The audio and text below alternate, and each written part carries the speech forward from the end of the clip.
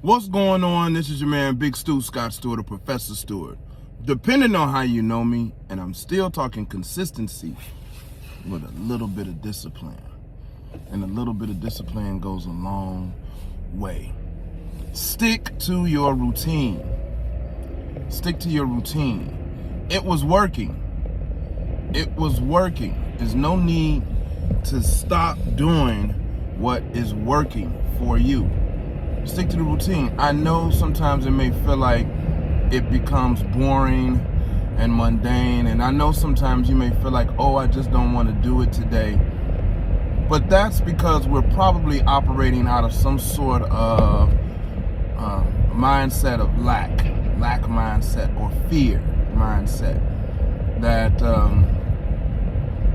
consistency is boring, and you need more excitement in your life, or you just want to do something different. And I get that. I get that when you don't understand your purpose, right? And the purpose is not for me to necessarily just fulfill my desires, but it's really to fulfill God's desires for my life. My life isn't just for me to have pleasure based on what I think I want, but for me to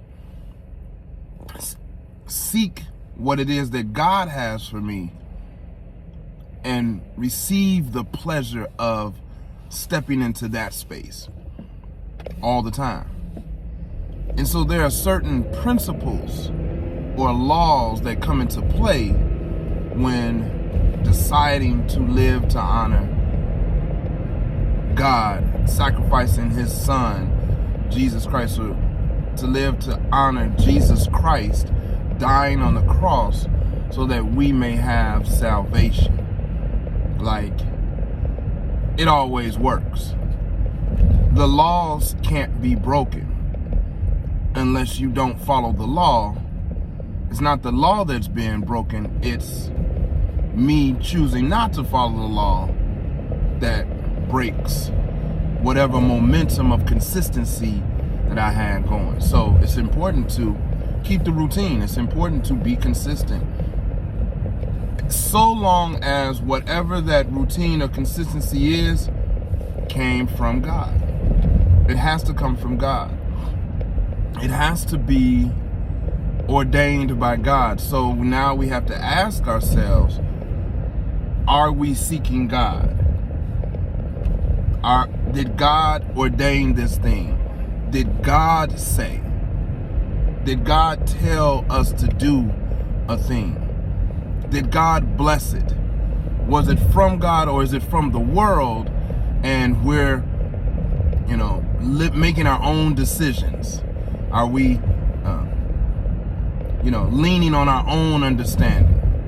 Because a lot of times what God has for us doesn't make logical or rational sense.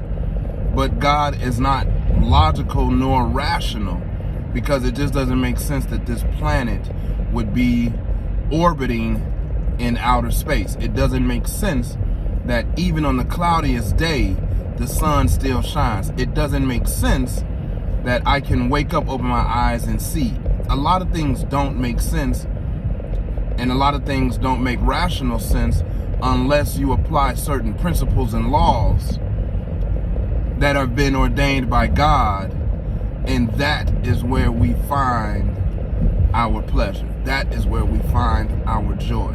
And in that in-between moment, it's the struggle, it's the challenge of thinking that we're sacrificing something or giving up something, like we're losing something, when in actuality, we're sacrificing for the sake of having it all. Like we're stepping away from what doesn't serve us to step into what serves us, so that we may have access to all that God has for us. Look, we got to get past the fear, the false evidence that appears to be real. So remember, you have the power to be in control of yourself. Remember to be honest with yourself. So have some self-truth. Hold yourself accountable. Have a clear picture of where it is that you would like to be, a vision, and ask God to bless that vision for you. And then what you tell yourself about yourself is true. So, make sure that you are affirming yourself, because not only do words matter, but words are matter. Look, you already know what it is. Self-truth equals wisdom. Until next time, yo, peace.